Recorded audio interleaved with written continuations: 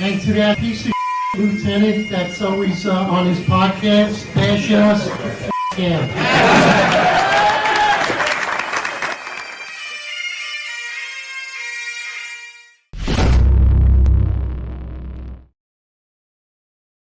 All right, we're live, brother. What's up? We're live. Good morning, East Coast, 8 a.m. And of course, good morning, West Coast. It's 5:15 in the morning. What's up, everybody?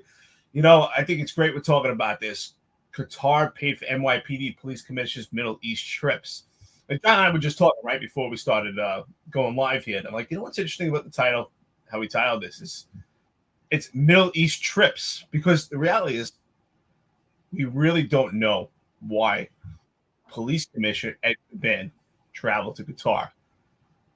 And this is part of this being the least transparent administration. Like, at least tell the public, okay, it's questionable about the funds here. We're going to get into that, but it's interesting. No one said, "Hey, the police commissioner, especially the mayor, said, hey, the reason why he traveled to Qatar is because they have this dynamic,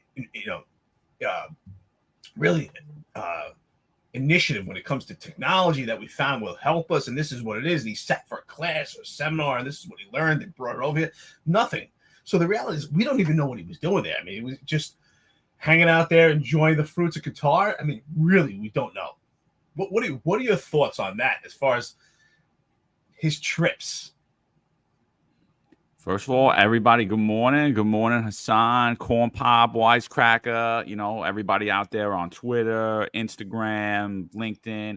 Anybody looking to interact with us, please go over to our YouTube at the Finest Unfiltered. And then you'd be able to, if you're on the job, just make a fake handle, come on with, you can name yourself Corn Pop, like my good friend over here. And then come on and interact and ask. We'll read out comments and questions. Can't get to everybody, but we'll try to do as best as we can. So good morning, everyone. Thanks for tuning in. I think initially, like I said, we went back and forth about the payments. Obviously, the NYPD had very concern after what we said, because they mentioned what I spoke about when we talked about the police foundation giving in payments and just the reality of the trip. But it was all they just brushed over it. They said, oh, it's part of our past 9/11. Part of our plan is to go and interact with other countries and be involved in training and all that. But I think the biggest thing that bothers me the most is, like, I have no problem really anything that the NYPD does. Do it as long as it's beneficial to the people of the city of New York, but it should be open and transparent. And I think this was the least transparent thing, one of the least transparent things we ever seen. First of all, they lied about how the trips were funded. They said they were self-funded when they weren't. There were multiple trips, and we still don't know the reasoning, even after the NYPD put out the statement. So, I mean, we could go back and forth all day about the funding of it, but I still say the funding's very questionable. I think, if anything, any foreign governments are looking to get anybody in the United States to fund anything, unless it's for business, when we're talking about local law enforcement or we're talking about politics. I mean, I think that funding should come through the federal government first. I think that's something, we see people get locked up all the time for acting as foreign agents, right? Unregistered foreign agents, right? That happens all the time. And that's basically, you have to fill out a form, you have to do all these things. So I don't think that any police department should be working with the federal government without the say of our federal government. So I think that's one thing that bothers me. The other thing, obviously, is the transparency in it. Clearly, there wasn't any, and the statement actually leads to more questions that they put out. Good morning, everybody. Hey, thank you for the comments. Good morning, Lily. Appreciate you always coming on here, supporting us, and Hassan and Corn Pop. And listen, like you said, for the cops, if you're engaged on this live, just make a fake moniker. If you have a chance, just ask All Cops Are Woke, and they can tell you how to make a fake moniker and follow this podcast. Listen, what's interesting about the police department, this administration right now, John, is they showed a track record. Right, we seen it with Tariq Shepard in response to the riots at Columbia University. Is that when this department has things under their chest, they have mostly omissions, and I say the omissions to the public are just equate to a lie. If they're omitting information, it's also a lie because it gives them time to plan and come up with a strategy of how they're going to gaslight the public.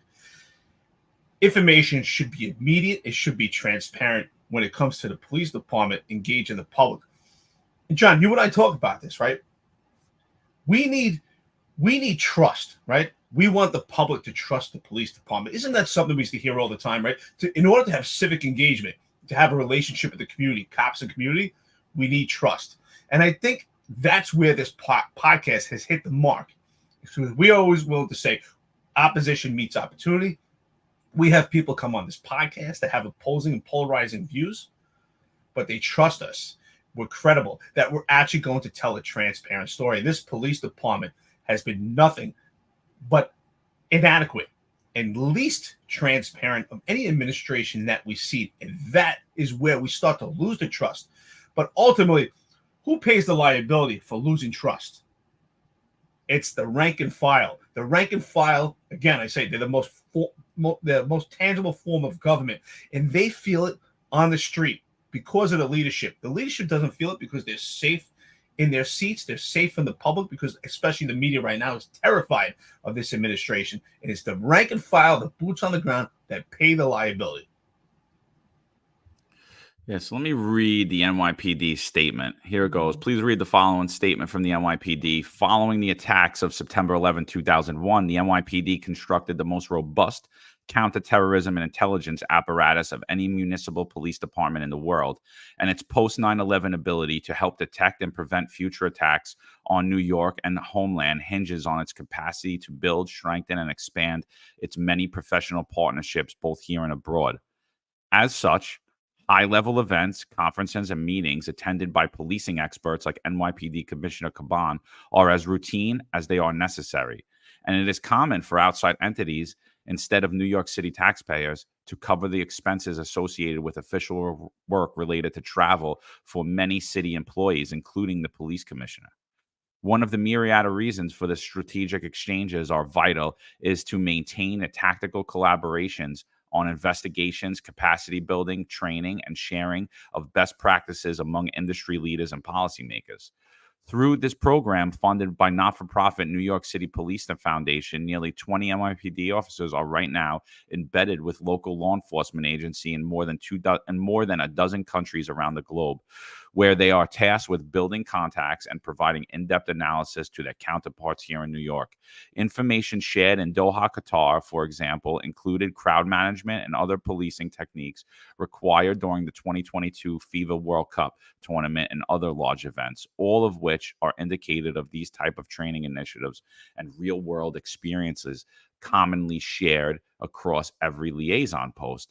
Now, that sounds all well and good, but Chris Sommerfeld from the Daily News retweeted this, and I thought what he said was like, it really smacked me in the face when I read what he said, because I was like, wow.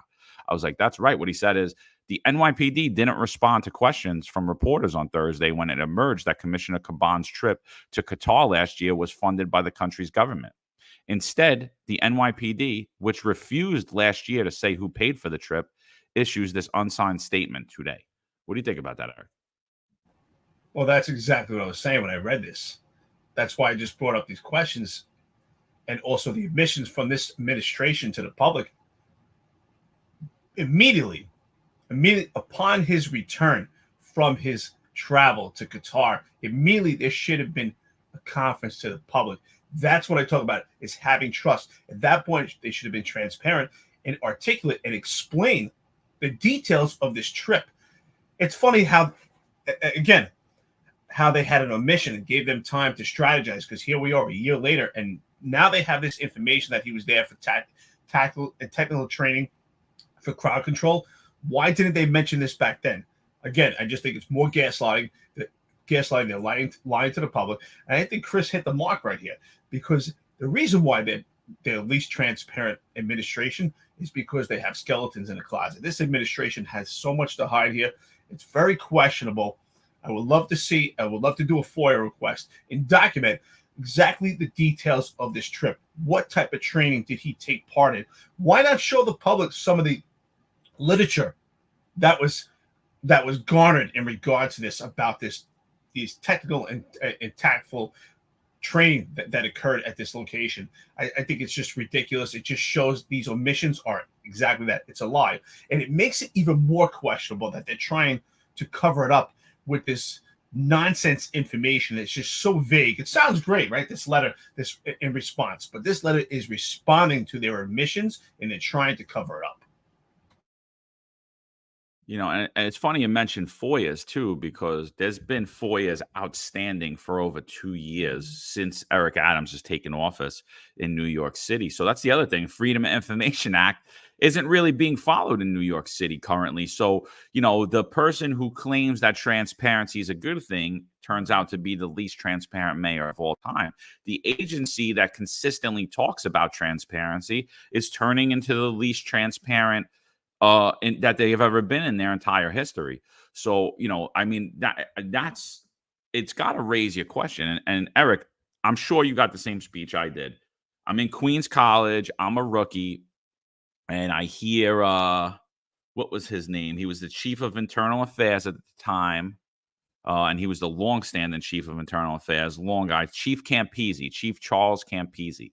And what Charles Campisi says is, he goes over the Michael Dowd case. If anybody's not familiar with Michael Dowd, he's actually out of jail now, and he's on Twitter. He's known as the most corrupt cop in NYPD history. I don't know if that's true because we had a lot of most corrupt cops, but he's out now. I mean, if you ever look at his trial and who he worked with and all these things, it was a huge corruption scandal of rank and file on the ground, robbing drug dealers, selling drugs, involved in doing robberies, burglaries, just crazy things. But what Chief Campisi said at the time is, it all started with his first free cup of coffee. So we're like a cop on the ground. If you know a business owner, you work in a command for 25 years, and every morning you drive by this person's bagel store, you just check in to see how they're doing because they're in your neighborhood. And he gives you a free cup of coffee. Really costs him probably cents, nothing maybe, but just out of the goodness of his heart. And you accept that, it's actually a bribe. So, I mean, you're looking at a cop that could be arrested for a 5 cents cup of coffee, not because someone wants anything in exchange. It's more of a thank you for protecting the community. But then you look at the police commissioner. I'm just going to assume he flew first class to Qatar on all his trips. I'm going to assume that he stayed in top hotels, 5 stars hotel. Qatar is known for its luxury around the world. I'm going to assume that he went out to the best restaurants there are in Qatar with top officials, with top businessmen as well. And I'm going to assume he was wine, dined, and pocket lined the whole time. And I don't think anyone should not assume that the if we're gonna say that it's inappropriate for a cop to take a free cup of coffee, how is it appropriate for a police commissioner to take five-star resort, first class flying? It can't. The just the look alone, whether it was on the up and up or not, just the look alone is terrible. And it also is an indication, right? What did it tell you? That broken windows theory, right? Intrusive police work is the bedrock of public safety. But what did the police department also do? They administered the broken windows theory internally to the police department, right? Because back when you and I got on the job, which is why it was the best era of the New York City Police Department, their finger was always on the pulse and they made a big deal about the little things, right? That was why that was always the topic of conversation, taking a free cup of coffee, because if the police department actually put their finger on it and actually addressed the small things, we wouldn't have the bigger issues of corruption. Because, as you say, we talk about it as the default position of the city is corruption. But at this point right now, they're not addressing these things. We have a high level of corruption going on with this administration. It's funny, here Busta Malaka put, Michael Dow was on Howard Stern. He thought he was an A-list Hollywood actor was going to portray him in a movie. That's pretty funny. Johnny Angel, how you doing, brother? Johnny Angel, big supporter of this podcast. I appreciate it. Provides some great videos.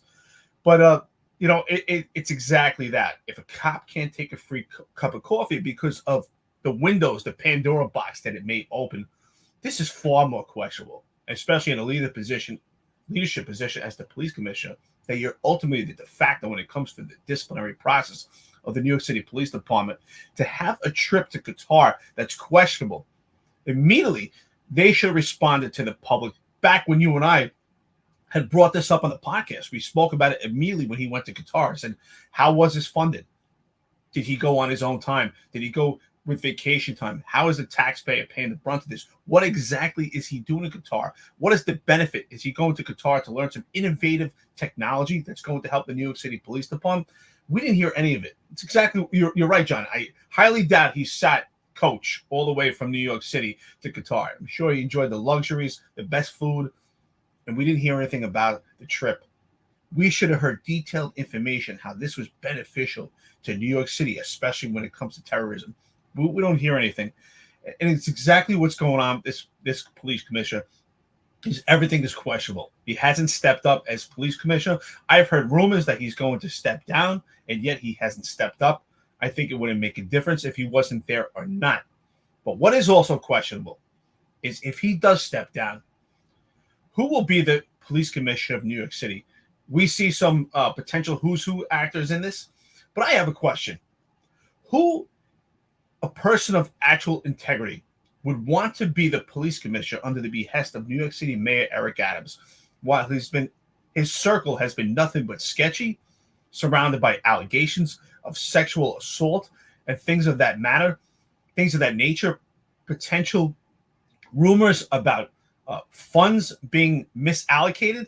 Who would actually want to be the police commissioner in this environment at this time? That's what I question. No one with integrity, that's for sure. So listen, before we get into that, let's get into Ed Caban, rumors that he's stepping down. Let's get into what we're hearing. Let's get into who possible, all that. But before we do that, we have a former guest on this podcast, Thomas Sullivan. He's running for Assembly District 23. I want you guys to pay attention for 1 minute. Be right back.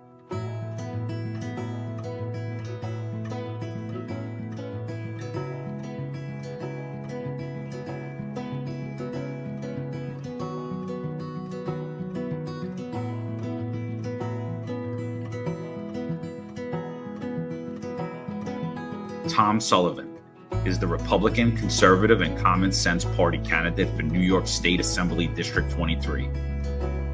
Tom is a financial professional who served simultaneously in the United States Army Reserve for 30 years and has now retired. His district covers Ozone Park, Lindenwold, Howard Beach, Broad Channel, and the Rockaway Peninsula. Come November, I would empower our law enforcement agencies to go out there and do their job and not put them or their families or their pensions at risk for doing their jobs. We need drastic change in Albany so that we have a say in this matter, and they realize people of New York State will hold them accountable. The Sullivan family has a legacy of service. Tom served for 30 years protecting and defending the rights of others. Come this November, he has earned your support. This advertisement's paid for by the Friends of Tom Sullivan. All right, and we're back. And just a point of note, Tom's dad, retired NYPD detective. One of his brothers, he has a long history of public service. One of his brothers is a inspector for Port Authority. Another one's retired Secret Service. Another one's retired out of FD&Y, but was a cop. I mean, the list goes on and on. Tom's a great guy. Check out that podcast we did with him. Make sure you know anybody in Assembly District 23 that they're voting for Tom Sullivan. They're getting money. We're trying to break up the supermajority in the Assembly. We're going to have former FD&Y Chief Tom LaPola on here tomorrow, and we're going to get into that further. So make sure we as much as we like to sit here and complain, make sure we're taking the steps to fix New York, and that's one of the things we're going to do. Tom's a great guy. He's a lifelong New York City guy. He was on this podcast, really approachable. We speak to him quite often. Really nice guy, just common sense. He believes in law enforcement. He believes in the people. He's a guy that really should represent New York City. Not only that, a long life of service as a colonel in the United States military, in the reserves. And I think it's fantastic. I like Tom a lot. I think he's a nice guy. He's doing a lot of stuff recently. He just did some stuff with cops and kids. So he's really making his rounds. He's a guy that we need. We need more people like Tom who actually serve New York City, who want to who want New York City back to where it was. Tom's an older guy at this point. Does he really need to get involved in public service? He can enjoy his time in retirement, but he really wants to serve because he cares. So, hey, Tom Sullivan, you know what? Thank you so much. I know we engage quite often on social media. Appreciate what you're doing, and we support you. So, with that being said, there's a great question here. Johnny Angel, one of our great supporters, he said, John and Eric, who do you recommend for your next commissioner? I think that's a great question. I tell you right now, you know who I recommend? Either myself or John or both of us. That's what I recommend. But you know what? If Mayor Eric Adams was the mayor and John or myself was the police commissioner, we would be thrown out in 4 seconds. Because one, we have integrity. We would stand up to Mayor Eric Adams because I believe the effectiveness of a leader is not only the ability to manage your subordinates, but you also have to learn how to manage. And there's a leadership quality to manage the people above you. But we would not last under Mayor Eric Adams because we are people of integrity, and we would actually point out the inadequacies that are going on with the city. And the first thing that we would do is throw out Kaz Daughtry and throw out John Shell and throw out these other characters that are stale and old, not because they're pale, because they don't have the understanding and the leadership qualities to lead the rank and file in the right direction, because you have to set the example. And no longer, if John and myself was commissioner, no longer would we say, this cop did that. It would be, we need to fix this. We need to work together, because leaders don't manage things, they manage people. And it's not about it's about we. I mean, what I've came to learn in my older years and now, originally I thought that the police commissioner ran the police department, but really looking back and now being a lot smarter, the mayor is in fact the de facto police commissioner, right? So Eric Adams really is the police commissioner. So it truly doesn't matter who it is. I'll tell you right now, though, I nominate Eric because if Adams even gave me a call, I don't care if they raise it to $1 million a year, I still wouldn't take it, because there's no way I could take it and work under those circumstances, work under where we're not going to be transparent. There's going to be a lot of shady things going on. I'm not a shady person. I like to be able to put my head on the pillow at night. That's why everything I say on here or I put out on social media, I'll say to anybody. Oh, that's just how I always been, and same goes with Eric. So, I mean, I think that's what we're not seeing is the transparency from the police department. Do I think the public needs to know every single thing the police department's doing? No, I 100% disagreed with Caban and Adams when they signed that protest settlement agreement, where you basically gave groups that are agitators, that are violent agitators, our exact plans and how we respond to protests and how we will respond, and the amount of force we're going to not even force, but the amount of people we're going to send and who we're going to send and what resources we have. So that stuff I would have never, we could go into the steps of it, but I'm not going to say, oh yeah, in every scenario when you guys start throwing bottles at us, this is what we're going to do, and I'm going to hold all my cops back, and we're going to start out with only having community affairs cops in there without helmets, which is what they signed off to, and they're actually not abiding by it. So it's kind of hysterical to watch them say how great it was, how they signed it. They signed it for absolutely no reason. Then Eric Adams blamed it. We called it out on this podcast, why you're not seeing cops wearing helmets and not carrying batons. And it was getting bad in New York to where they had to revert backwards and actually not follow the protest settlement agreement. And that's what you're seeing today. You're seeing SRG at these protests right away. You're seeing the rank and file wearing helmets and batons like they should be, because again, the mission during large crowd scenarios in the NYPD in New York City is to perform crowd control, right? It's to give people the ability to exercise their First Amendment rights, while at the same time protecting everyone's else ability to free movement in New York City, to travel to and from work without being harassed, without fear of the mob. But what we're seeing under Eric Adams is, like we've said 1,000 times, is the mob controls us. The crowd controls us. We're not controlling the crowd. So they stepped away from following the protest settlement agreement, opening all of the executives and the rank and file that are out every night at these protests up to more complaints, to more types of lawsuits and things of that nature, and really did the disservice to not only the rank and file, the NYPD, but to New York City taxpayers as well. And I'd like to give a shout out to Cafecito Break. They're on these comments right now. They're big supporter of this podcast, and we also support them. So for our live viewers out there, follow Cafecito Break on Twitter and Instagram. Great podcast. Two sisters really putting out information. They're also on the same par, putting out information, fighting the lies of New York City, and they want the truth also. Real supporters of law enforcement. Cafecito Break, I support you guys. Thank you so much for everything that you guys do.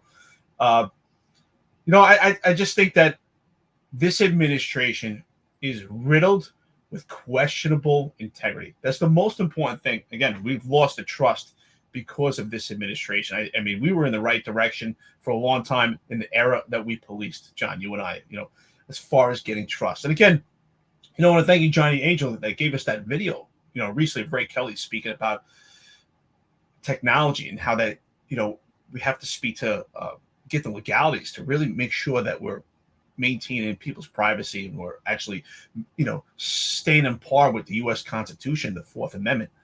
And what's interesting about that, you watch it, how stoic he was and how professional. And you say, you know what? Did Ray Kelly did everything right? Absolutely not. But the overwhelming majority of his career, he exemplified good leadership. And that's what I expect from an administration.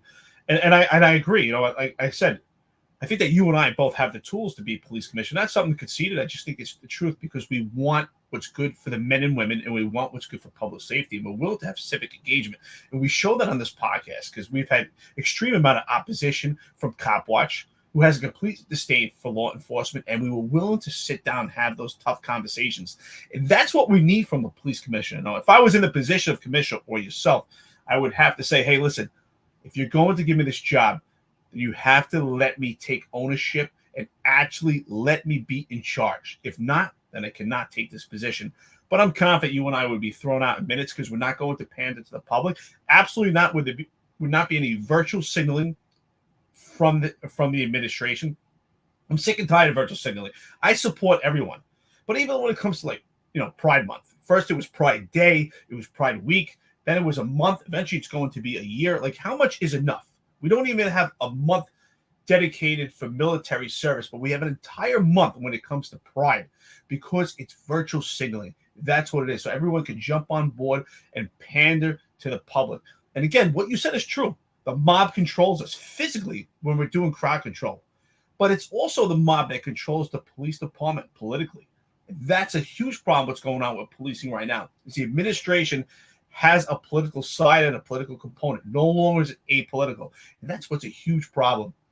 Hassan, thank you, brother. He said, you got my vote. Listen, I appreciate it. John appreciates it. We appreciate your support. That's ultimately what we need. It's just real conversations. And that's part of leadership, is admitting that, hey, you know what? Even when you speak to opposition, I understand your point of view, but let's explore that. Let's work together. Let's actually, how are we going to move forward instead of, pointing at the same time, supporting your cops, pointing at them, say, well, he's wrong. Don't worry. We'll bury this cop so it goes away. But how about we say, well, our police officer was in a particular situation and let's move forward. How do we get there? How are we going to move forward? What do you expect from the police department? Real conversations, not conversations that are just on the surface.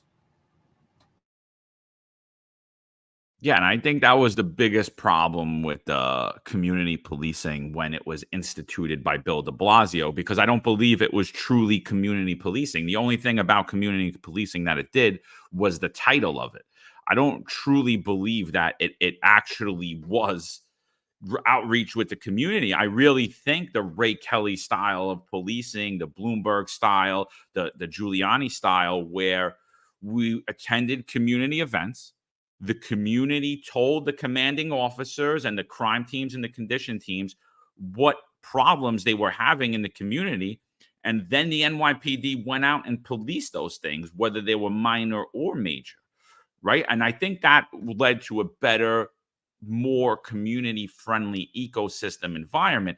Now, maybe, males, and it's true for me and you, Eric, males of, 14 to 28 or even in their 30s were at more likely going to be stopped at a disproportionate rate than anybody else in the community. But at the same time, when you look at males in any community at that age range, The male brain doesn't fully develop till 25. It's more of like you have that criminal mindset when you're a young male more than you do as an adult, which more you get a larger view of the world as you get older instead of narrowing in on yourself. And it's also true that boys and men of that age commit crime at a disproportionate rate in those time periods, and they're involved in scenarios. So the police were really responding to community complaints, and stop, question, and frisk and broken windows really got demonized. But I just did a space with a bunch of people who are running, or I wasn't sure it wasn't a space, it was a call, but and they were very curious about community policing. And everybody was asking, and I was like, that is community policing. Today, under Bill de Blasio and now under Eric Adams, we might have more programs for the youth, where I think those are great things. I think like we moved away from PAL even when we were teenagers, Eric, it was gone, and it's been gone. I think that's something that needs to come back in New York City and in all major cities across the country. Cops and kids boxing programs like that. We did do more work-orientated stuff with the kids, but on the street, we really lost street credibility. We lost street authority. We lost that masculinity aspect of, listen, we're the protectors of this community. And when you piss off the old lady up the block, I'm coming to straighten your ass out. And you're going to either end up in jail, you're going to end up in cuffs, you're going to end up with a summons, or I'm going to embarrass you in front of all your friends. One of those things, and none of that's happening currently. And that's where I think we're losing our sense of community. And so I think return to broken windows really is community policing, and the community policing we saw under de Blasio was all bullshit. I'm so glad that you said that it was bullshit, because I thought the same thing back then, and I think this is what you're alluding to. It came off as just it came off as like a phony operation to me, because I remember back then some of the commanding officers, the executive officers during the height of this community policing type of era. We had the NCO program, Neighbor Coordination Officer program, and it was more about, well, listen, there's some event, make sure we send the NCOs, the Neighbor Coordination Officers there, but make sure that they get some good videos and some good pictures, because we got to put it on Twitter. But it was never about really diving into real conversations. They didn't even want the cops to taught them, but they wanted to make sure that they get those pictures. And they spent most of the time, if it was Breast Cancer Awareness Month, just trying to paint the precinct and dress up the precinct and go to these places and take pictures. But it was never real conversations. And again, goes back to what I always said, John, and anybody that's watching this, they know the reality of this. Cops were treated like children. They were supposed to be seen and not heard. They never got to engage with these people and have real conversations and give their perspective. We didn't hear from young cops, the boots on the ground that actually were at the forefront of policing and actually could tell you what goes on out there and their interactions with the public and actually what works, right? If you're a young police officer out there, your foot is on the ground. The frontline leadership has the best bird's eye view of what's going on out there. They can tell you exactly what works, right? Because the upper echelon of the police department, for some of them, they're old and stale, right? Some of them are too pale, but they're old and stale and kind of outdated. And good leaders, right, get the information from the frontline leadership and actually have these real conversations. But it was all phony. It was about Twitter. It was about social media. It was about pictures. It was stage photo ops. It was never real. And that's the part. I used to give me the creeps. I'm like, this is such bullshit. They got these people, they're taking pictures, and these cops, they really bought into it because that's what they saw from the leadership, taking these pictures, and I saw them hugging and kissing people, but it was so fake. I was, are you really there to help these people? Do they really trust you? Are you having real conversations other than just, oh, well, you made sure to take 5 videos and 5 pictures so you could come back and show the executive officer, look, I got some pictures with them. It wasn't real. And that was the problem with it. And what was also ineffective by it, and they used to try to explain this, we have to engage the community, right? Have this civic engagement. But at the same time, we can't have the cops going out there and being too friendly either. They have to know that the cops are the warriors. They're the gatekeepers. They're the ones that have their foot on the ground. But we can't have them become too friendly, because it makes it awkward also when these cops are out there and they had to address situations. Cops didn't know what their vision is anymore, right? The same people you're trying to be over friendly with, you may have an interaction. You may have to arrest grandma. You may have to arrest their grandson. And it really started to make it uncomfortable for these cops. And we really crossed the line with this whole ideology of civic engagement. Community affairs was just a complete debacle. the whole NCO program I thought was absolutely useless, and it really destroyed these young cops, especially 8 years of it. They never knew what their vision is. And I've met numerous cops that were part of this program. They never even stopped and interacted with someone and stopped them under the Fourth Amendment with the case of people versus the board. Never detained someone because they suspected them of a crime. It was more about hugging them and kissing them. And that's not what makes a good police officer. Police officers make arrests. They get information to make more arrests so they can protect the community. You know, a business owner reached out to me yesterday in Queens, and he was like, he's having a problem with, he has no parking where he's at. He owns a auto body shop, and they traditionally park on the sidewalk, and the traffic agents allow them to do it and don't summons it. They don't block pedestrian traffic. The street's kind of big. But he's having a problem with his local precinct showing up and giving the car summonses. And he's like, I'm told by the traffic agents to park the car there. He's like, I'm really not blocking it. We've been doing this for years. And now all of a sudden, I don't know if the community's complaining. I don't know what it is. He's like, but where I am, there's really nowhere for me to run my business. Like, if I can't do this, I'm going to have to close up shop. So I just recommended to him. He goes, and I can't talk to the men and women on the street. And I said, in all fairness, though, they're just being told a mission, right? You got to think. You're dealing with the rank and file. You got one guy who's coming. He's working on that shift. The next guy's coming on the next shift. The next guy's coming on the next shift. And they're rotating. They might not be back in that sector. And they might not be there again for a month. So, and are they going to communicate anything that happens properly with you? You can't expect that. I'm like, you really have to go high-level engagement at this point if it's something that, it's something that you need to work out some type of deal with the NYPD, or maybe you won't. But at least if you want to have to properly address your concerns and complaints, you would have to go to a community council meeting in your precinct, speak to the CO, speak to the community affairs officers, and then they could relay that at all of the roll calls to the rank and file, if that's in fact something that the commanding officer is willing to overlook to have you run the business. So if anyone here having problems, that's what I recommend. You go to your city, your community council meeting. But what we've been seeing is, and I've been getting a lot of complaints from friends and from people I don't even know, that they're saying when they go to these community council meetings, they're being told, well, there's nothing we could do. The DAs aren't prosecuting. There's so many of them that even when we lock one up, there's nothing we could do when it concerns to the car breaks, to the porch pirates, what Johnny Angel just put out. And I mean, I think that's just a completely wrong message. And so Staten Island's having a rash of people stealing Amazon packages and things of that nature from their stoop. And that's something that myself and Eric dealt with traditionally only around the holidays, right? It wasn't really, now we're living in a different time where people are ordering everything. So you're constantly getting a flow of goods on people's porches. I think that's an easy crime to at least make the arrest for. Do I think that the Staten Island District Attorney or the Brooklyn District Attorney or Queens or Manhattan, that they're going to throw the book at these people and that you're not going to arrest them multiple times?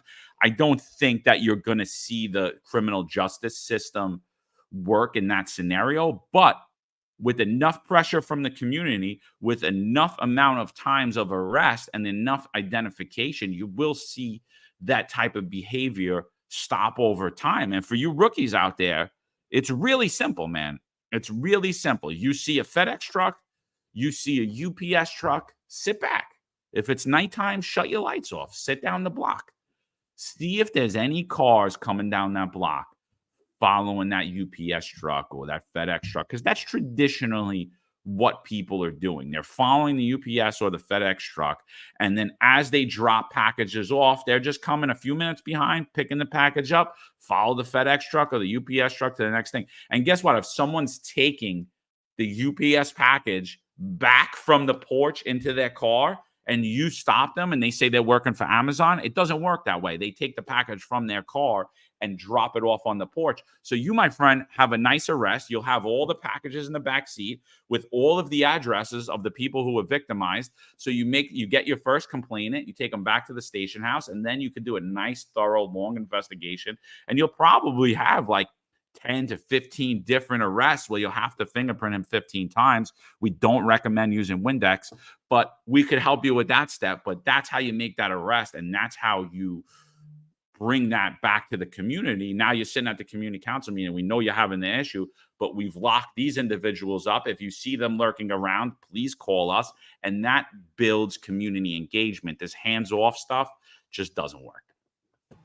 John, I think there's a great comment here from Johnny Angel, because it's true. But I think John can answer this even better than I can, because John worked at 6-6 precinct Borough Park. It says, Eric, you know the Shamra and Shmira fear no one. I've seen Jewish school buses driving the sidewalk to get around traffic jams. Borough Park or Williamsburg. You could probably answer this question even better than I can. I mean, I do know, listen, I know the hot solar drives around. They got their BMWs. They throw the lights on. Can you answer that one? So listen, I worked in the 6-6, but I'm a pretty unique individual. If you ask anybody from the Shamra or the Spira, they're going to know my name, and they're going to say, oh, that guy.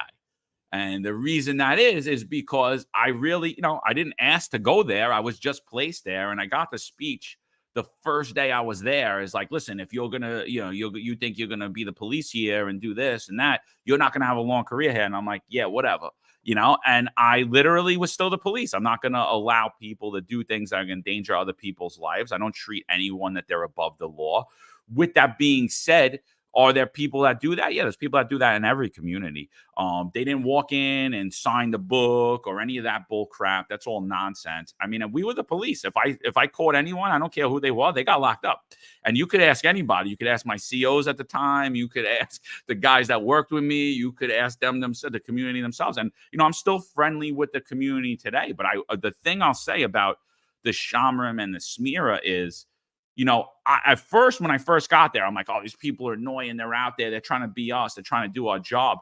But now looking at it as an older and wiser, I really think that it's something that every community kind of needs, not hands-on involved, but to sit back and watch and call the police and be able to have another set of eyes out there, especially during this time when we're actually losing cops. I like it. I like community watch groups. I don't like community police. I don't want people putting their hands on people unless it's something crazy, right? And one thing I'm going to give props right now to the Hasidic community is if something happened in their community, a girl got grabbed or something like that, people will come out of the woodworks and hold that person. And as opposed to in the other communities throughout New York City, including in my own, in the Italian communities, what we're seeing is people aren't getting involved, and they're saying, I don't want to get involved. I'm going to get sued. I literally caught this kid breaking into cars one day. And when I caught him, he had a bunch of stuff on him, and it was a long time ago. So he had a GPS on him. I hit home on the GPS. I go to the lady's address, and I was like, yeah, I was like, is this your GPS? She's like, yeah. I was like, where was it? She said, oh, it was in my car. Someone broke in my car overnight. And I was like, all right. So now I have a complainant, right? Another arrest. And she, you know what she says to me? And I'll never forget it, Italian lady. I'll never forget what she says to me. She's like, yeah, I saw him breaking in my neighbor's car, but it wasn't mine. So I just went in and went to bed. And I was like, my mouth, she had to see my face because my mouth was open. And I was like, and I just shook my head. And it was like, and that's kind of the mentality of where we're going. Oh, I'm going to get sued. I don't want to get involved. Oh, they're going to call me. And that has a lot to do with the legislation. But I'm going to say right now, I think we need more community groups across New York City. I think that's a great perspective. The commands I worked in, I never had that dynamic like you have in the 6-6 precinct. I think that's a great perspective on it. I think community watch groups, I think, are fantastic. But I think that has to be a dichotomy. And that's why it's so important to have those conversations where the police department exchanges information with the community, but also puts their foot down in a friendly way, saying, listen, we're the police department. This is our job. Ultimately, there's a hierarchy. We're going to be in charge of law enforcement activities, investigations. We need your help. You're our eyes and ears. And it's at the same point, same time, right? They're observing, they're reporting, and repeating information to working with the police department. That's part of community policing, right? We talk about community policing. That's what I'm saying. Not the cops trying to take pictures and be overly friendly with these people where they have these fake relationships that actually, if you look at it, could actually could be a Pandora box and a pathway to corruption. This is actual community engagement where the community and the police department's working together. I think the community has to understand, well, the police department is going to be in charge of investigations, and we learned that years ago, unfortunately, with that tragic incident in Borough Park where a little boy was murdered and stuffed into a freezer. I mean, just a horrific story. And I think the only value I could say in that story is, and I hope that community learned that they have to have better engagement with the police department and trust the police department because they held the information to their chest. And I believe that they're they really wanted to help the kid, but unfortunately it didn't help because they were hiding information from the police department, which really they have to rely on. But I think that's a great perspective, especially since you worked in Borough Park. I used to hear horror stories. I myself said I never would want to work in a command for that reason. I don't want to be hindered and handicapped from doing actual police work. But I do believe that's a great perspective, community engagement. What's also interesting. So, John, I was on the beach yesterday in California, and I was meet new people, and I get them to subscribe to the podcast. But I was talking to this one guy. It's actually my daughter and his daughter were playing together, and he happens to be a manager at Rite Aid. And so we started talking. It was really interesting, and we started, of course, talking about legislation and how it's changed just the corporation and the business. Everything's changed. And really the hindrance that they've come into, like he was telling me about situations, shoplifting is just so egregious right now. And he said, unfortunately, the police department's handicapped. They have people stealing stuff. And the best that they can do is, they apprehend. Sometimes they make arrest, but there's no prosecution. But really what it comes down to, the burden has become on the corporation itself, the business, to put these people on a list. And if they come back to these locations, is just have the police respond and arrest them for trespass. So it's just really becoming this revolving door. And they're not actually getting prosecuted for shoplifting, and nor are they getting prosecuted for trespassing. It's just the police department locking these people up and just kind of stalling them. But they come right back because there's no consequences. So it just shows it's happening on the East Coast. It's happening on the West Coast, the entire country. And it really hurts. It hurts the business. And ultimately, who does it hurt? It hurts the consumer. It's the consumer who now takes the burden because everything's locked up. They need more security, private security.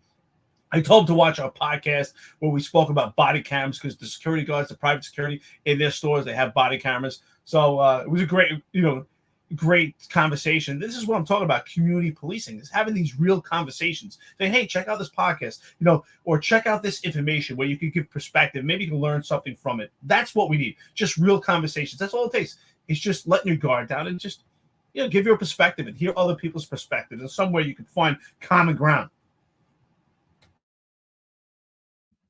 All right, so let's get into this. Sal Greco, he puts this out on X. Sal Greco was with us on our last live, I think on Friday. And he says, I can confirm with 100% certainty that after this press conference that he's referring to is the press conference where the two sergeants were shot, that after it, NYPD Daughtry threatened Rocco Parascandola. Rocco, I believe, is the police chief for the Daily News. So I believe he's like kind of in charge of any articles that come out in the crime or metro section of the Daily News. I could be wrong about that, but whatever. He's a reporter. I think he was on New York One at once. I think he even covered Staten Island. I know the name. I definitely read some articles with him, and it says that Daughtry threatens him and had to be physically restrained by members of NYPD News. Why wasn't he suspended and charged for this? Kaz is a disgrace, and so is everyone who pictured with Kaz, who stood by and did nothing. Punks. Eric, what do you think about this? What are you hearing? Well, I can tell you this. Rumor, every rumor has a little truth to it, right? So I definitely am not surprised by this at all. I mean, we saw everything leading up to this. If this is in fact true, it doesn't surprise me because this administration has been bullying journalism. Anything that's of a nature of opinion, this administration has bullied, even attempted to bully this podcast. They were unsuccessful. We never backed down. If anything, we stepped on them and smacked them back. But this administration has bullied the public, has bullied the media, and that's why we see some of these journalists that are on social media really buttering up to this administration so that they have access to media. It's not organic. It's just they've gotten so tyrannical and they've gotten so comfortable and they have not been held accountable that I'm not surprised by this incident at all.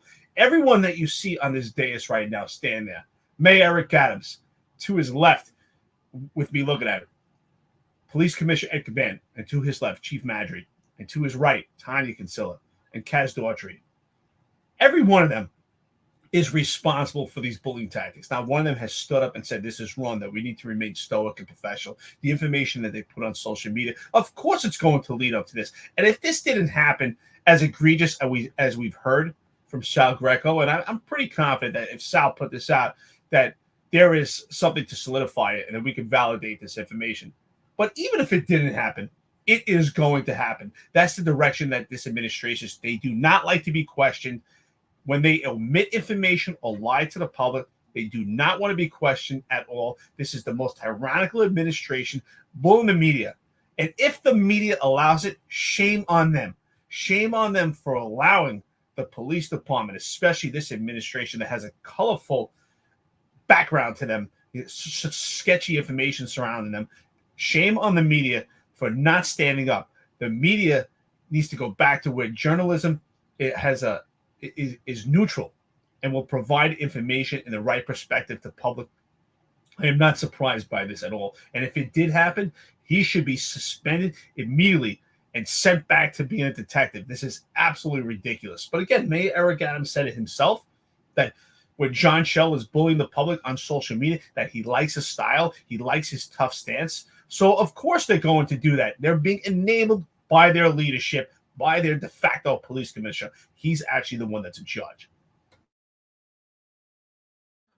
But in all fairness, Eric, I do think, I think the media has been going at this administration. I think when I look at Chris Sommerfeld's tweets, he's really not backing down. I think even the kid that Jay Colton, who I'm not really a fan of, but even him, Katie Honan, I think like you see they are doing reporting on it, but I think there is cause for them to be afraid of them physically and in other ways as well. I mean, look at what happened. You have someone who's a high-ranking member of the police department who has almost, has an unaccountable rogue group that's really Police Commissioner Caban's taking cases that you file. Like if you file a force complaint or you file that maybe they attacked you on your podcast or they threatened you or your children were threatened, the police commissioner has this ability where he could take the case and not have it go to all of the steps that it's supposed to go through. Take it, remove it from internal affairs, remove it from the civilian complaint review board, review it from the eyes of the public, So I think that there is cause. I'm sure the media is afraid of them. I mean, so you have this guy, he snaps on them physically. He has to be physically restrained because he can't hold himself. I understand you're at a press conference. I understand emotions are high. It's a rough time in New York City. I really, as much as I could sit here and criticize every single person on this dais, it's a hard job, and I'll never deny that. I mean, these guys are going 24/7. I mean, their phones are ringing 24/7. They're not sleeping well. They're eating pretty good from what I see. That's what it looks like. They're all definitely eating well, but I don't think they're sleeping good. I think there's a lot of stress, a lot of anxiety they're dealing with at all times. But you have to remain professional. If you're ready for this position, if you want this position, you want to lead the men and the women in the New York City Police Department. Sticks and stones may break my bones, but words will never hurt me. I don't know if Kaz got that in his class, but you have to be able to deal with it. And the fact that you're not able to deal with two retired guys posting memes that are coming out from members, I mean, I think it shows just exactly who you are. And I put a comment down here. Chris Arnold says there has to be some video of this. I agree, Chris. I think there is. And I think there's a lot of video of it. I just don't think anyone's going to put it out because I think you're going to see bully tactics happen where you're not going to get press access. You're not going to get a nice desk in the trailer that they removed people to. And I think that's what's happening. And I think that's why you're not going to see the video. I honestly, Rocco, if you're listening to this, and I'm sure you are, and the rest of you that have the video, you're 100% doing the community a disservice. You're doing the people of the city of New York a disservice by not putting out the video. So then all the things you complain about this administration of, you're just as guilty. And if for some reason you're afraid, I mean, myself and Eric are willing to go to the press conferences. So just let us know. You could pay us P or DM. I don't want to be your employee. I don't think Eric does either. But we could video and you could give us the questions that you're afraid to ask, and we'll actually ask them. Because I'm not afraid of being physically assaulted. And I'll tell you, I would have let him physically assault me, and I would sue the hell out of all of them. I would, because I think it's absolutely ridiculous at this point. You know, I agree with what you're saying, but I have to stay with the stance. I don't think the media has pushed back enough. Yes, they put out some tweets about it, and they kind of left it open for conversation for this podcast to do their bidding.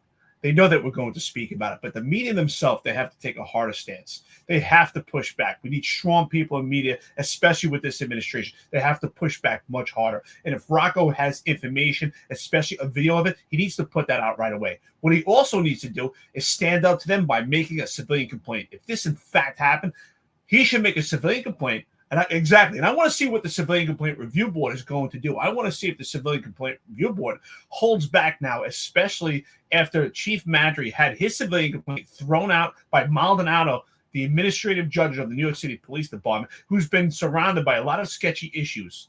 Will the Civilian Complaint Review Board stand up to them again with a case like this, or will they back down? That's what I'm going to see. If you know what, John, I'm going to say this also. Yes, they have an extremely tough job. A tough job that's full with anxiety. But you know what? I cut them zero slack for the stress that they have, because they're getting paid a high salary. They have high status. That's why they're in all these pictures and all these podcasts, because they're in charge of the men and women that have the most amount of stress and anxiety, because they have no sleep. They're working in a police department, has a diminished manpower. I cut them zero slack, especially if we are going to cut them slack. We need to cut the rank and file a lot more slack, and they have not given any slack. They've been substantiated by complaints by the Civilian Complaint Review Board. They've been substantiated where they've had to pay cases where they were not indemnified. They're paying with their financial liability. They're paying with their hearts, their minds. They're paying with their lives. And some of the police officers, including Juan Perez, a former police officer, have been convicted for doing their jobs. So you know how much slack I cut them? Zero. I cut this administration absolutely zero slack, especially when you're in a position of leadership and power. You're supposed to remain stoic and professional and carry that burden. As things get more chaotic, you get more calm. You're supposed to be the voice of reason to calm your rank and file. And if Kaz Daughtry can't control his emotions, how could we expect the rank and file to control their emotions? We've seen two cops involved in an incident where they're arguing with each other, because I believe at this point they're so overworked, they're so tired, they're exhausted that they can't even think properly. Shame on this administration. Again, I cut them absolutely zero slack.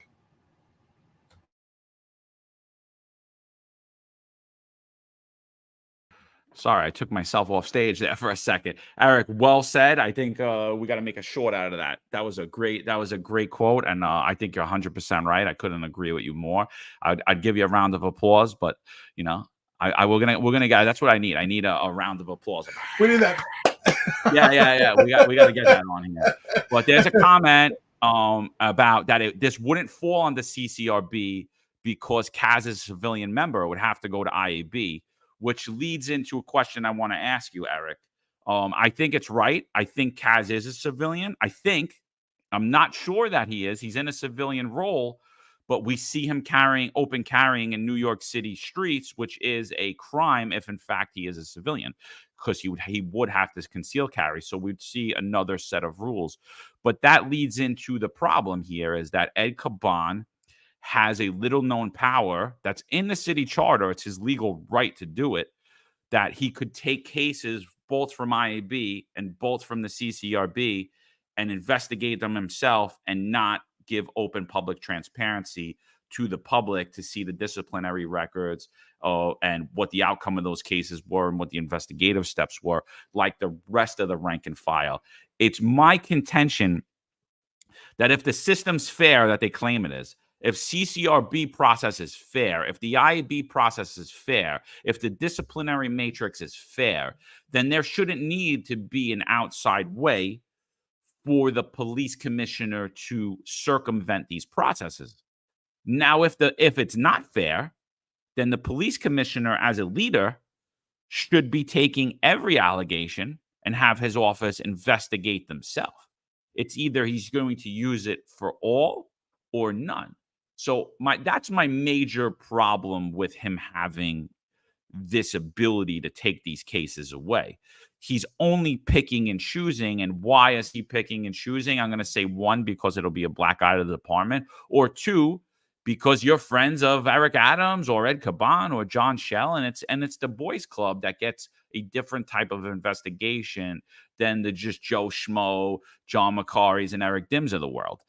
So I mean, that's what I think about it. You being the most complained cop, being attacked by an overzealous civilian complaint review board who is really looking to make you out to be the blonde-haired, blue-eyed devil running around the black and brown communities, harming the community, and really finding you guilty of really frivolous allegations with zero evidence to back it up. What are your thoughts on NYPD police commissioner having this authority? I agree, absolutely.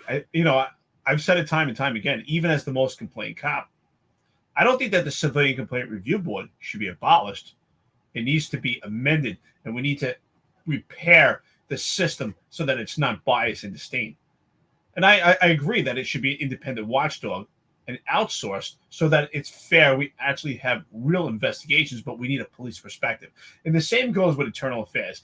Absolutely. I think that internal affairs should be an independent watchdog also and outsourced so that the police commissioner is not the ultimate de facto that makes the decision, because internally that leads to a high level of corruption. And we see it. This podcast, we made an internal affairs complaint ourselves in regards to all cops awoke that threaten our families. The push that we've gotten from this administration, which led to their dream team attacking and trying to smear this podcast, suppressing our First Amendment speech. And we've been nothing but left in the dark. There's been no information provided because ultimately the police commissioner is part of our complaint. And he's the same one that is going to be the ultimate de facto decision on it. So again, this leads to a high level of corruption. It should be independent and outsourced. Absolutely. And I think that I want to thank Ron Layson, big supporter of this podcast. I appreciate it. I hope you're enjoying your retirement. That's a great point to identify, is that Kaz Daughtry ultimately is a civilian employee, but he's a civilian. He's a civilian manager. He has an extreme amount of power. He's been out there in this enforcement role, but yet he's still identified as a civilian employee of the New York City Police Department, which ultimately, I said, could lead to liability for the police department. Say, well, you do have this civilian employee that's been engaging with the public in an enforcement manner, but yet he's a civilian. Does he have arrest powers? And, that's something that Roscoe Pascadola, which we know is going to watch this podcast, that's something that he should write in his story, that in this position now, will it go to the Civilian Complaint Review Board for that fact? He is acting out as a uniformed employee, and yet he's in the civilian role. I mean, I saw a video yesterday, a pretty chaotic scene with the tan pants out there. We're making several arrests, and of course, I see Kaz Daughtry on the scene. He's always on the scene. This whole ideology of them promoting him to this civilian rank of having higher authority, really they circumvent the system, and I really just think that in itself is completely corrupt. Again, I think that internal affairs, especially as I've gotten to see ourselves now making our first ever internal affairs complaint, needs to be outsourced and independent.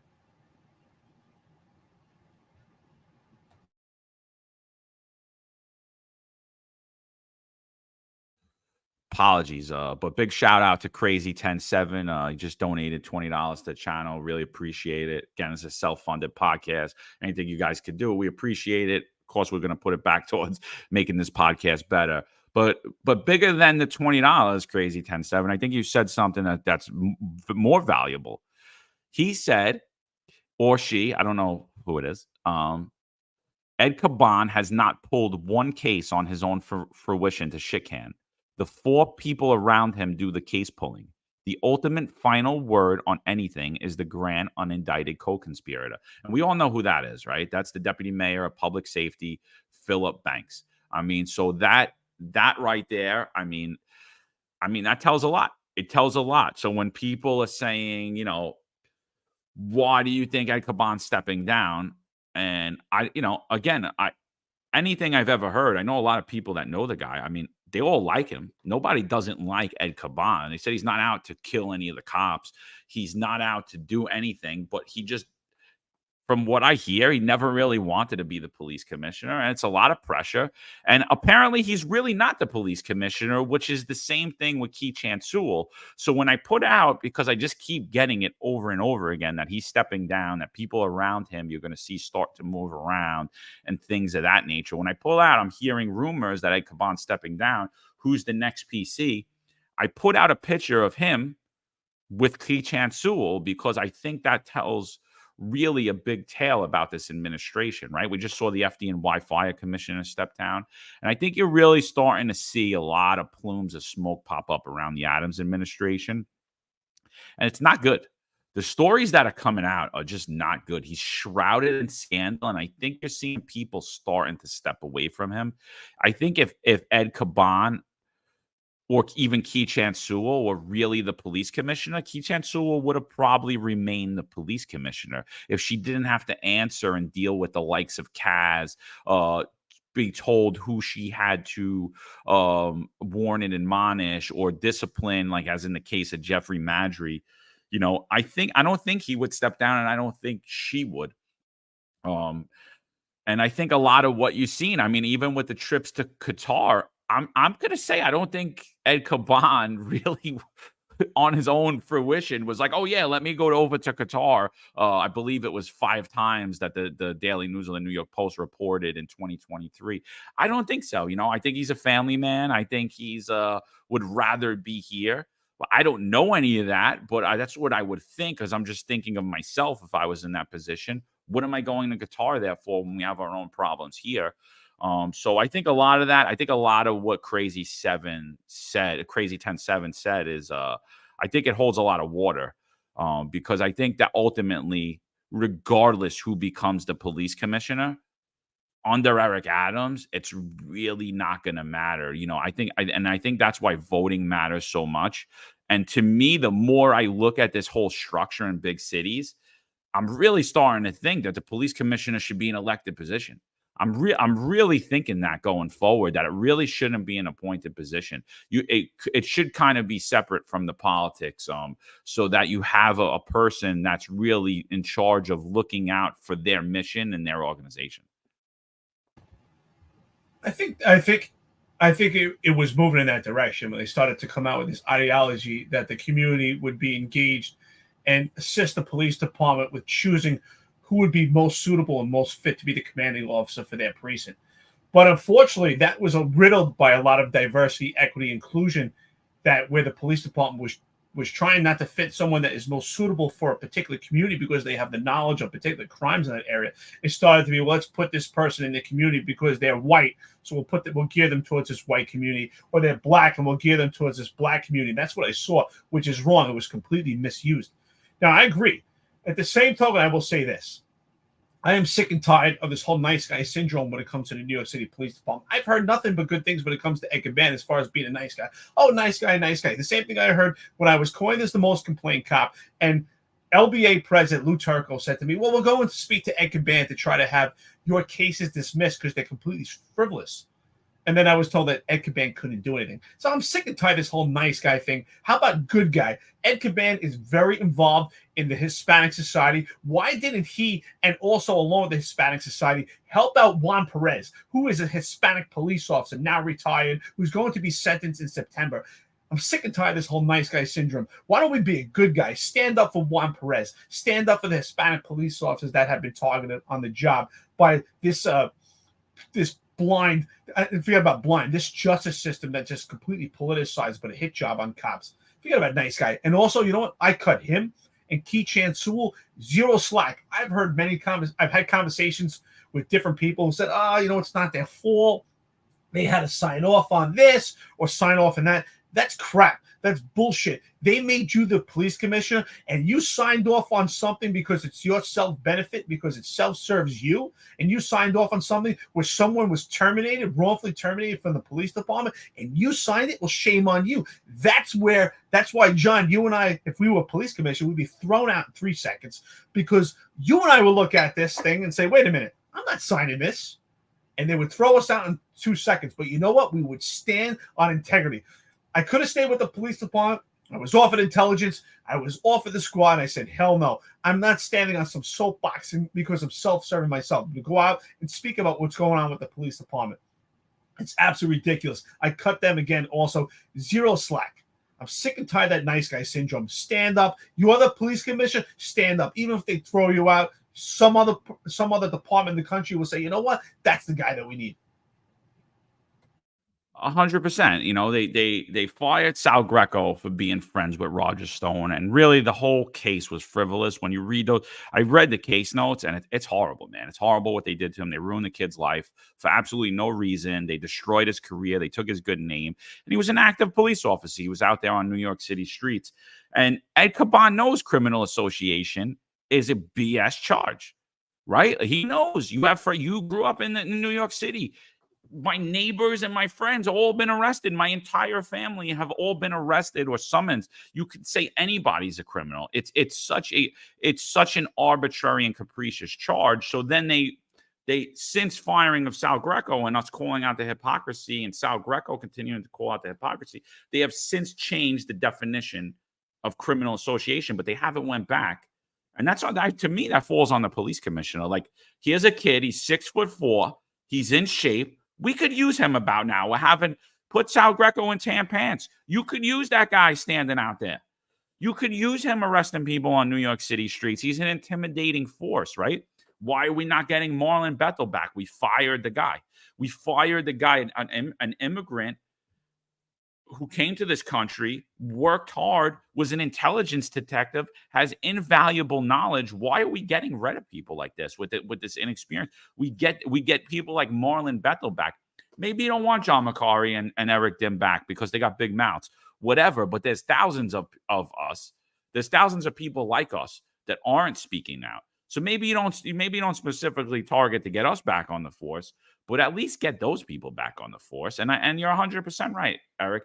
At the end of the day, it all falls on leadership. And nice guy, nice girl, it really doesn't cut the cake when you're holding the title police commissioner, because I'd rather, and even my bosses, my sergeants or my lieutenants or my captains or my COs, I didn't ever minded the guy that was an asshole, but that actually looked out for the mission and looked out for the people. I never minded that guy or a girl that gave me some hard love, but taught me a lot of stuff. I never minded those people because, in my opinion, those people were true leaders, you know? And then you get the guy that comes in, he wants to be everyone's friend, but he'll stab you in the back the minute something goes bad. I don't want that person in charge of me. I don't want that person making decisions. I'd rather have the guy I'm not going to a barbecue with on the weekend and I'm not hanging out with, the dude that's telling me, you know, everything I did wrong and picking me apart and making me feel less than. I'd rather that guy or girl trying to make me better and protecting the overall mission and keeping my career safe and making sure I'm going to make it my career and I'm going to be able to feed my family and have a job. I'd rather serve under those people any day of the week than have to serve under the nice guy who's going to stick a knife in my back because the political wind's turned. And hey, sorry guy, you got blonde hair and blue eyes and you're in a black and brown neighborhood. Yeah, you know, you're doing all the right things, but sorry, we got to shelf you. Listen, I want to thank the comments. Matthew O'Brien, cut no slack. I agree with you, Eric. Rob, nice guys, always finish last. And of course, Johnny Angel, stalling be working good today. Eric, Elon Musk must love you. Listen, we worked up the kinks here. The stalling's good. It's been working. It's been holding up. I had to get a new one. Listen, I thank you so much. Don't jinx us. Crazy 10-7. Thank you so much. Yeah, you know what? Towards the end of my career, I was told that by some of the community leaders that, you know what, Eric, listen, you know, I understand you got all these civilian complaints. You know, the community, they want someone that looks a little bit more like them. I said, really? Why don't we just be honest here? You're telling me that I'm too white for this community, which was complete nonsense. I had a great relationship with the community. The community loved me, and I loved them because 90% of the community, even more, they were great people.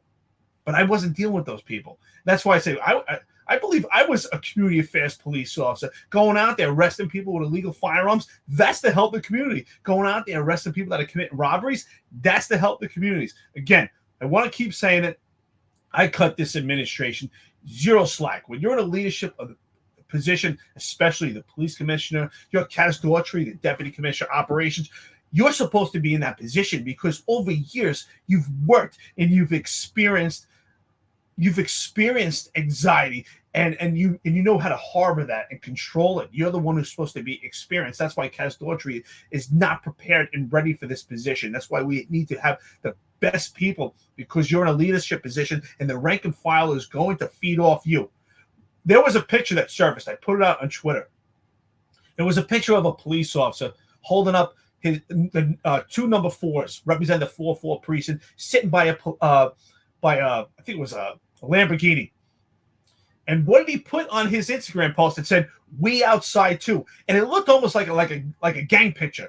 And I don't think that was what the cops' ideology was. It looks like he was just trying to have fun. But this is because of the leadership.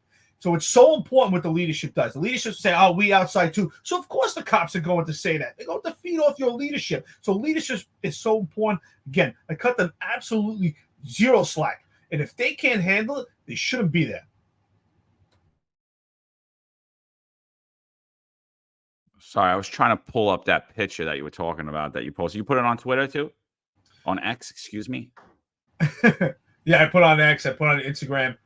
It's I think that's important. Like I'm gonna pull that up. And I think when you look at that photo that Eric posted of, and I don't know, it went viral. It was on a million sites, and exactly what it is. The cops behind like a Lamborghini truck is behind him, and he's doing the 4-4.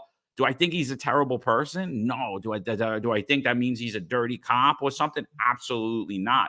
But I think 100%, Eric, you're right. He's literally following the lead of this administration, and he put out "We outside too." So I don't think he thinks he's doing anything wrong. But a friend of mine who I worked with as a rookie, and so did you, Eric, he got fired for doing almost the same exact thing on social media when we were in the 120 precinct when we were rookies. And he didn't have any gang affiliations or anything like that. He was a really nice kid. Thank God he works for the city again today. I'm not going to say his name, and I'm not going to put it out there for you guys to look it up, but it hit the papers, and he got smeared in the papers, and it was because he put a picture of himself posing like a gangster, and he wasn't. He was just a cop. But why'd he do it? He was a young male. He's trying to pick up girls. He goes out on social media. It was stupid. It was really frowned upon. He winds up getting fired. He loses his career, and his life gets really sidetracked and derailed for a few years because of that simple, dumb mistake. And he really wasn't a bad guy, and he really wouldn't have been a bad cop throughout his career. It didn't portray that. But like now, fast forward, and it's fine and it's acceptable to have these same things. And I don't think it is, and I don't think that the public would really think it is. And I honestly do I think it's a big deal? No, but I don't think it should be done at all. That is outstanding. 100% true. That we had a police officer that we knew terminated for the police department for posting stuff at the time it was MySpace. That it wasn't terrible. I don't think this cop is terrible. I don't think that he's a gang member. I mean, I don't even know him. Is it possible? Yeah, but I don't think that's what he's doing. I think he's just having fun pitch. But he's doing exactly what I've said is going to happen. You will assimilate, and you will be reflective of your leadership. Leadership is so important. Do you think that police officer came up with "We outside too"? No, he got it from his leadership. He doesn't know it, but he's pandering to his leadership in that picture, saying, "Hey, listen, you see me? You see me?" Because that's what this is all about right now. That's what that picture is. It's kind of like, "Hey, you see me? You see what I'm doing? I'm out here supporting you. My leaders are saying we outside too. Look, I'm saying it too." That's exactly what's going on in that picture. That's what I see.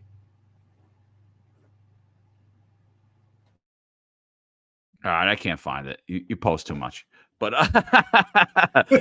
you post too much. But that was the photo. It doesn't matter anyway. Listen, I think you guys got to be smart when you're out there. And the Lamborghini truck, not something I would do. If you run into a few $1 million, I wouldn't buy it. It's really just a souped up Volkswagen. One thing I want to get into before we get into Brad Lander and then get off this space is that global markets, stock market. Now, we're not going to give you financial advice. Me and Eric are just two dumb retired NYPD lieutenants talking shit on here and giving our opinion like we would in the car or like we would be doing anyway if we weren't doing it on this space. We would just be ranting and raving to each other on the phone in private. So instead, we decided to do this. We have our morning coffee with you guys. And global markets are crashing, right? They're coming down. Stock market's crashing. What are your, I know this isn't legitimate financial advice, this isn't a financial podcast. What are you doing at this time? What are you thinking, Eric? What's going on? Donald Trump said this a long time ago, during his election campaign, when he was supposedly President Biden won. He said this a long time ago. He said this would happen. I mean, he called it.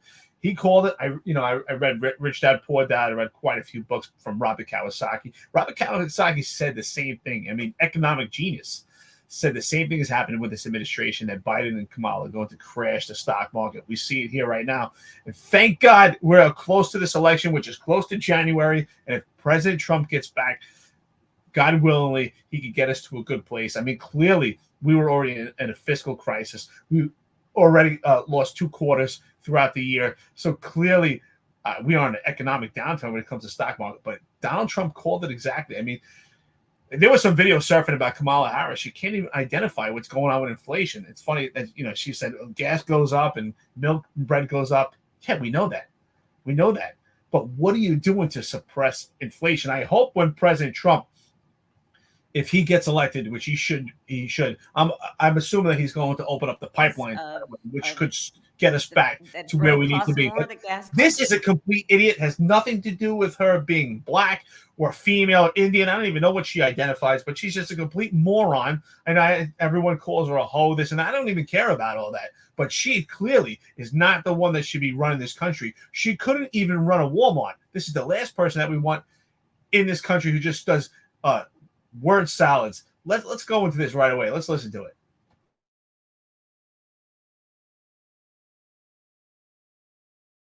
Hold on, I'm going to play it right now.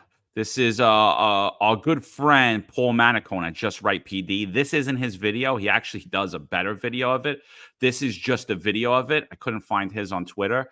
But I mean, is this the person we want leading the country? We're getting told right now, what we're hearing from mainstream media is that the global stock market is collapsing. The Japanese stock market's collapsing. They're having their own Black Monday. They're expecting when the bell opens up in a few minutes, actually it opened up already, that we're going to experience some type of crash too.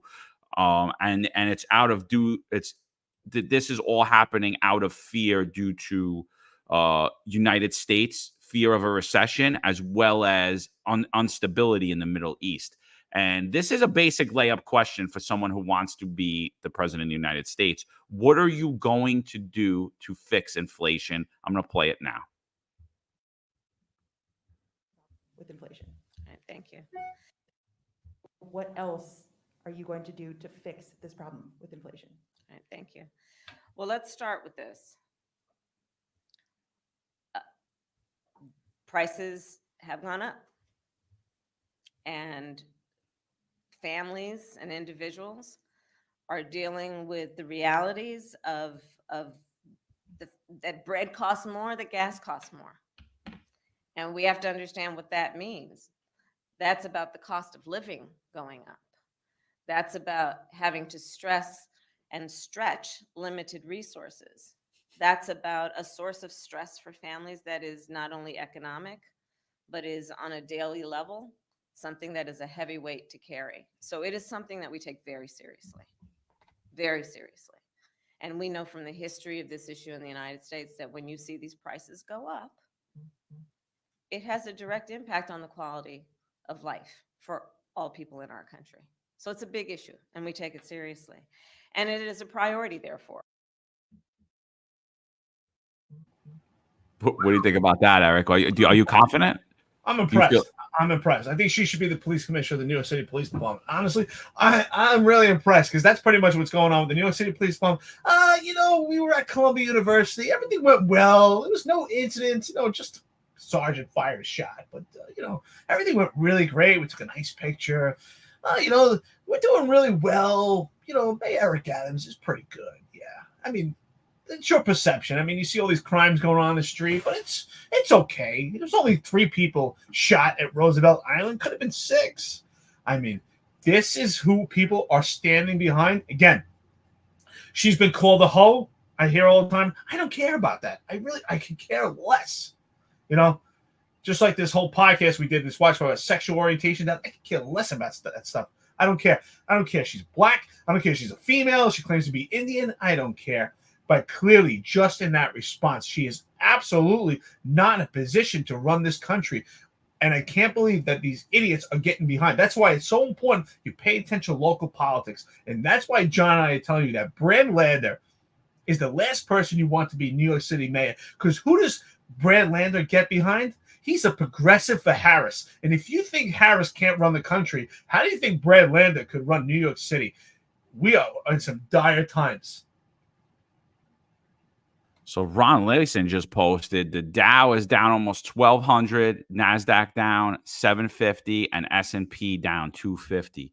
I posted about this. I went in depth more on Instagram about. I'm looking at this as an opportunity. I largely missed 2008, and I largely missed the COVID drop. I did do well. I'm not going to lie.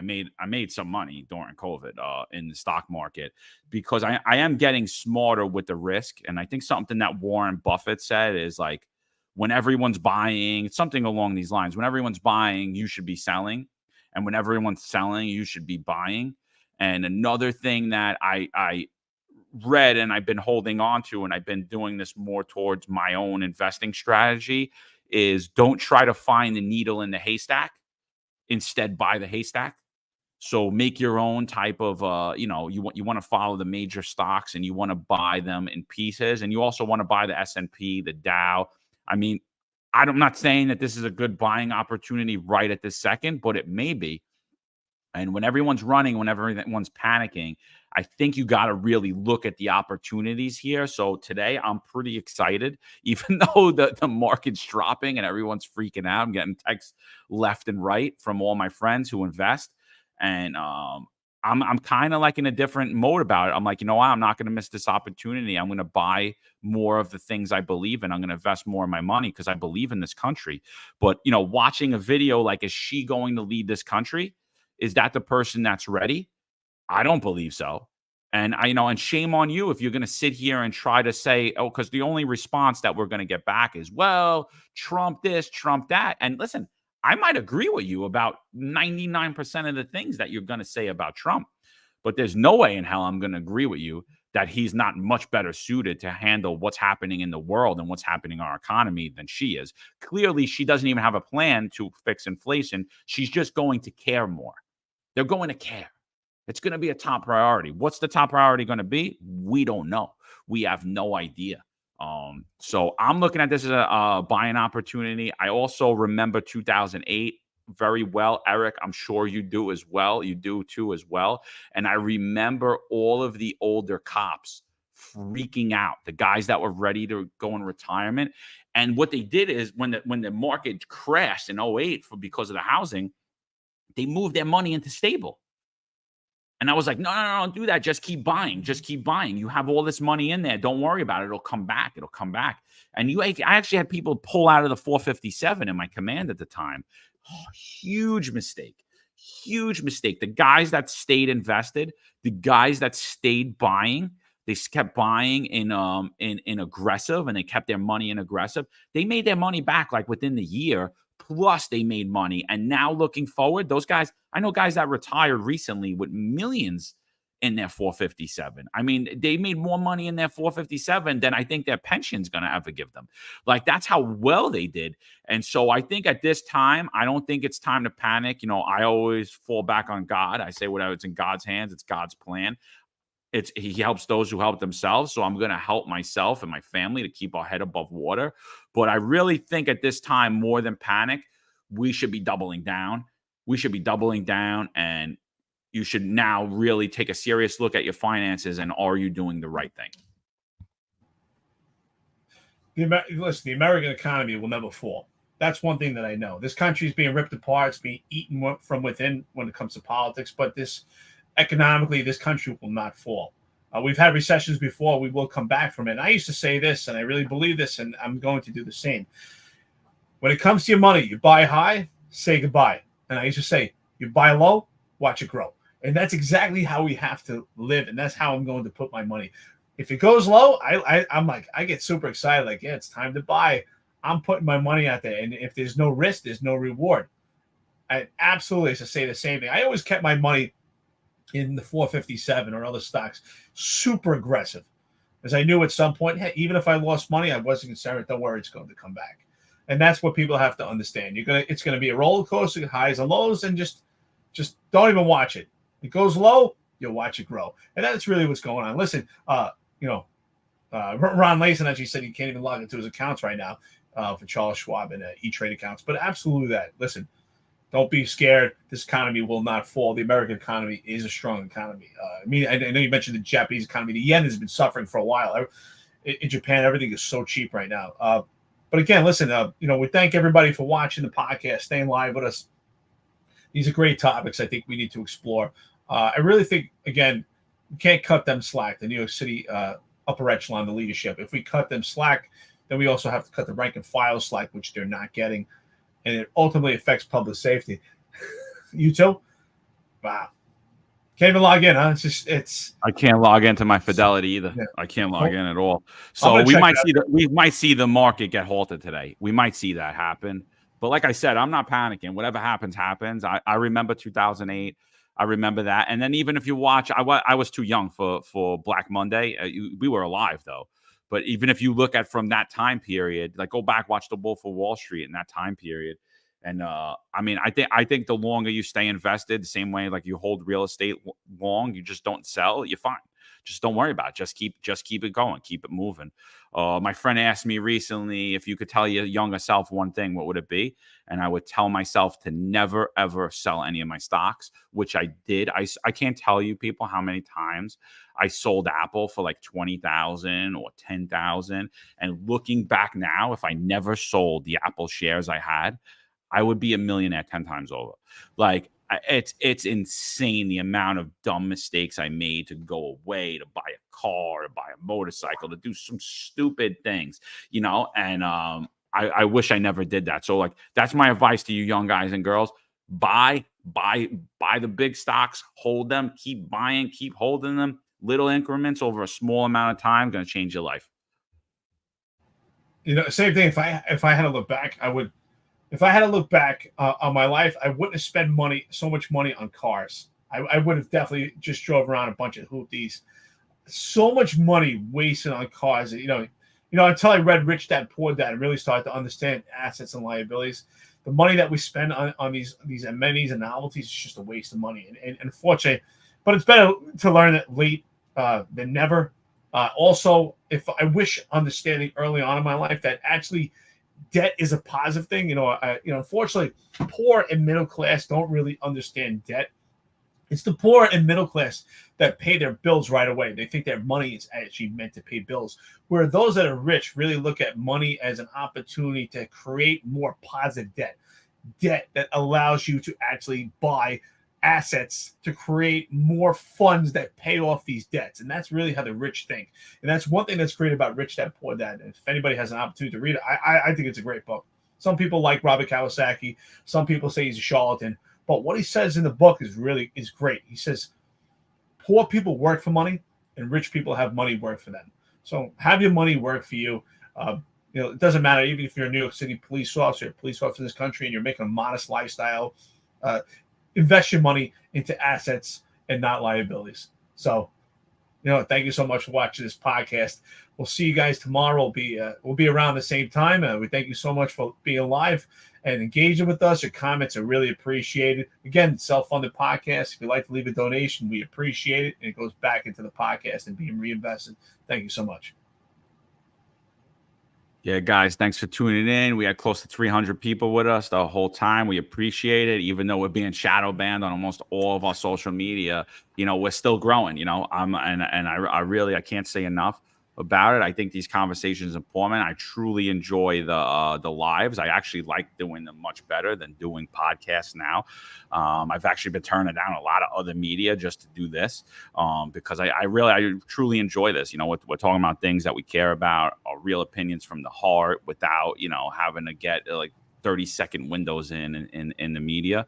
So I think it's important. I really, again, to you guys that are out there on the street, the rank and file or the family, if you don't want to be identified, we completely understand it. But, at the same time, if you're following us every day, you're watching everything we're doing, just make a fake account. Come on here, chat a little. You don't have to reveal who you are or give us any information at all. Watch it. I mean, you're really going to let people control your life to that point where you can't even watch a TV show or what people are talking about. I mean, and it's fine. A lot of my friends that are still on, some of them listen to the show, some of them don't. But the ones that listen to it consistently say, "Oh, I find myself arguing with both of you," and because I don't agree with either of you, right? Me and Eric are arguing about something, and they don't agree with what I'm saying or what Eric's saying. They have their own opinion, and that's the beauty of, I think, like free flow discussion and free open platforms is all of our opinions matter. Who's right? Am I right? Is Eric right? Is he right? Who knows? Somewhere there's the truth, but we're just getting out to our opinions. Like I said, that subscriber wall is going to come at some point, and then we're going to just do subscriber only some of these lives.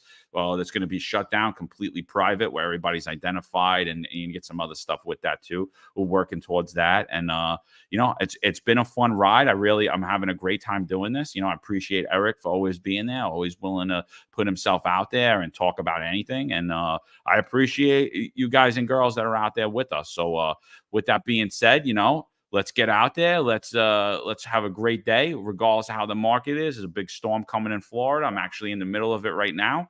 And that's it. We'll keep it. It's all in God's hands, people. Let's do it. Eric, final closing thoughts? I'm surprised. Corn Pop here. Eric wants to abolish 2A. Absolutely not. I'm pro Second Amendment. I think it's kind of funny, but Corn Pop, thank you, man. I appreciate it. Guys, take care. Appreciate it. Law enforcement professionals dedicate their lives to serving and protecting our community. But who's protecting their financial futures? That's where Laidlaw Blue comes in. Our wealth management platform is specifically designed for the law enforcement community. Laidlaw Blue is a division within Laidlaw Wealth Management, run by retired New York City detective John McDermott. His status as a retired detective uniquely positions him to establish a deep connection between Laidlaw Blue and the law enforcement community. Our platform is easy to use and provides a range of financial services, including investment management, retirement planning, and insurance solutions. With Laidlaw Blue, you can secure your financial future and provide for your loved ones. Our team of experienced financial advisors understands the unique challenges and opportunities that law enforcement professionals face. We're here to help you navigate the complexities of financial planning and achieve your goals. Laidlaw Blue. Secure your financial future today. Book a meeting using the QR code displayed or call us directly on 888-901-BLUE. That's 888-901-BLUE. There's a handful of retired officers that don't live in the state that have a lot to say about the dream team, as I like to call it.